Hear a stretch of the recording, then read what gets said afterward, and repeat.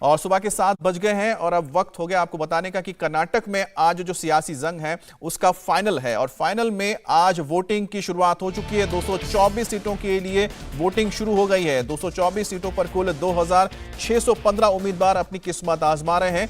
इनकी किस्मत का फैसला 5 करोड़ से ज्यादा वोटर्स आज अपने मताधिकार का इस्तेमाल करके करेंगे। वोटिंग के लिए कुल 58,545 पोलिंग बूथ भी बनाए गए हैं, जहां पर शाम को 6 बजे तक वोटिंग होगी।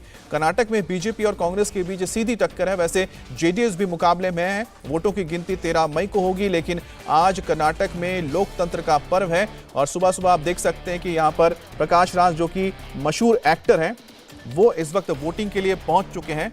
प्रकाश राज, जिनको आपने कई फिल्मों में बतौर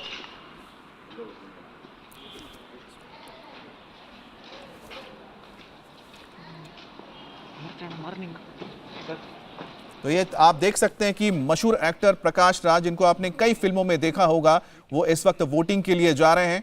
और पहले आप समझ सकते हैं कि जो फर्स्ट वोटर्स की तरह वो पहुंच चुके हैं, कतार में खड़े हुए हैं। काफी पॉपुलर एक्टर हैं, इनको आपने कई फिल्मों में देखा है, चाहे वो सलमान खान का वांटेड हो, साउथ की फिल्मों में रहे हैं। तो कुल मिलाकर आज वोटिंग जो हो रही है उससे किस्मत का फैसला होगा। कई ऐसे उम्मीदवार जिसमें वीवीआईपीज भी हैं, जैसे कि मुख्यमंत्री मुंबई, जिनको भी टक्कर मिल रही है, और साथ ही साथ डीके शिव कुमार, जो आपको बता दें। और हम सीधी बात करते हैं हमारे संवाददाता टी राघवन से। राघवन, इस वक्त आप कहां पर मौजूद है और वोटिंग की शुरुआत हो चुकी? जो तस्वीर हम दिखा रहे हैं उसमें हम देख पा रहे हैं कि मशहूर एक्टर प्रकाश राज वोटिंग करने पहुंचे। जी बिल्कुल, देखिए प्रकाश राज बेंगलुरु के रेसिडेंस हैं। सेंट जोसेफ कॉलेज में जो उनका पोलिंग बूथ है वो वहाँ पर पहुँचे हैं। फिलहाल हम बेंगलुरु अर्बन के बिल्कुल सेंट्रली लोकेटेड इलाके शिवाजी नगर में मौजूद हैं और आप देखिए सुबह सुबह 7 बजने के साथ ही लोगों की कतार जो है वो धीरे धीरे यहाँ पर लगना शुरू हो गई है पोलिंग बूथ के बाहर, और सारी तैयारियाँ की जा चुकी है और इंतज़ार किया जा रहा है कि पहला वोट कास्ट कर दिया जाए। बहुत ही महत्वपूर्ण चुनाव है, जैसा हम और आप चर्चा कर रहे हैं इस बार के, क्योंकि दोनों ही जो राष्ट्रीय पार्टियाँ हैं उनके एक पार्टी को यहाँ पर सरकार को बनाए रखना जरूरी है, ताकि वो 2024 में साउथ में और ज़्यादा प्रभावी तरीके से अपने आप को स्थापित कर सके। क्योंकि कर्नाटक के अलावा अगर हम बाकी साउथ के स्टेट देख लें तो बीजेपी वहाँ पर इतनी ज़्यादा मजबूत नहीं है। दूसरी बात, कांग्रेस के लिए बड़ा अस्तित्व का ये सवाल है और यहाँ पर हमने देखा कि कांग्रेस का संगठन भी मजबूत है और नेताओं ने भी काफ़ी मजबूती से चुनाव प्रचार किया। और कांग्रेस जैसा, कर्नाटक जैसा बड़ा स्टेट अगर कांग्रेस के हाथ में यहाँ पर बच जाता है, कांग्रेस किसी तरह से यहाँ पर सरकार में आती है, तो ये कांग्रेस के लिए एक बहुत बड़ा बूस्ट। बिल्कुल राघवन, आप साथ ही जो लोग वहां पर वोट करने पहुंचे, अगर आप उनसे बात कर पाए तो जरा बात कीजिए कि आखिरकार ये तो पता लगे रुझान क्या कहता है। जी देखिए, चुनाव आयोग की तरफ से ये निर्देश दिए गए हैं कि जब तक लोग वोट अपना कास्ट नहीं कर लें शुरुआती देर में, तो हम उनसे बात नहीं कर सकते हैं। जैसे ही वो अपना वोट कास्ट करके आएंगे, हम उनसे ज़रूर बात करने की कोशिश करेंगे कि किन मुद्दों पर आज यहाँ पर जनता वोट कर रही है। लेकिन हम आपको तस्वीरों के ज़रिए समझाते हैं कि किस तरह से बहुत ही कह सकते हैं कि शुरुआती चरण में 7 बजने में भी कुछ मिनट का वक्त बाकी है, उसके पहले ही आप देखिए किस तरह से अभी 7 बज चुके हैं। तो अभी लोग जो हैं लगातार यहाँ पोलिंग बूथ की तरफ आना शुरू हो गए हैं।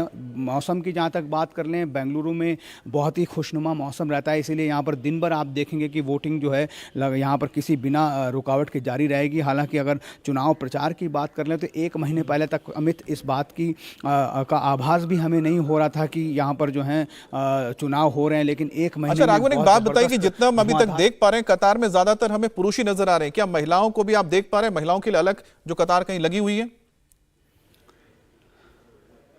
जी देखिए, महिलाओं के लिए बहुत स्पेशल अरेंजमेंट चुनाव आयोग की तरफ से किए गए हैं। सखी बूथ बनाए गए हैं, स्पेशली इरेक्टेड सखी बूथ है। आप मेरे पीछे देख सकते हैं, यहाँ पर एक ऐसा बूथ आपको नज़र आ रहा होगा जहाँ पर वो ये कोशिश कर रहे हैं कि ज़्यादा से ज़्यादा महिलाएं वहाँ पर आकर अपना मतदान कर सके। उसके लिए बहुत खूबसूरती से ऐसे बूथ को सजाया गया है। आप कतार में देख भी रही हैं कि किस तरह से लोग जो हैं वो खड़े हैं, अपनी बारी का इंतज़ार कर रहे हैं। बहुत ही कह सकते हैं, अगर इंतज़ाम की बात कर लें चुनाव आयोग की तरफ से, तो चुनाव शांतिपूर्ण पूर्वक तरीके से संपन्न हो, क्योंकि एक ही फेज में सभी 224 सीटों पर आज कर्नाटक में मतदान हो रहा है। इसलिए भारी सुरक्षा व्यवस्था के साथ ये चुनाव प्रक्रिया यहाँ पर की जा रही है। शुरुआती समय है सुबह। अच्छा राघवन, चलिए जल्दी से हम जरा कुछ इंपॉर्टेंट सीट के बारे में बात कर लेते हैं। एक तो सीट देखिए महत्वपूर्ण ये हो जाता है कि सीएम जहां से चुनाव लड़ रहे हैं उस सीट को लेकर, साथ ही डी शिव कुमार जो कि शायद कनकपुरा से चुनाव लड़ रहे हैं, बीजेपी ने उनके खिलाफ एक बहुत ही जबरदस्त कैंडिडेट उतारा जो खुद भी वोकल लिख गए।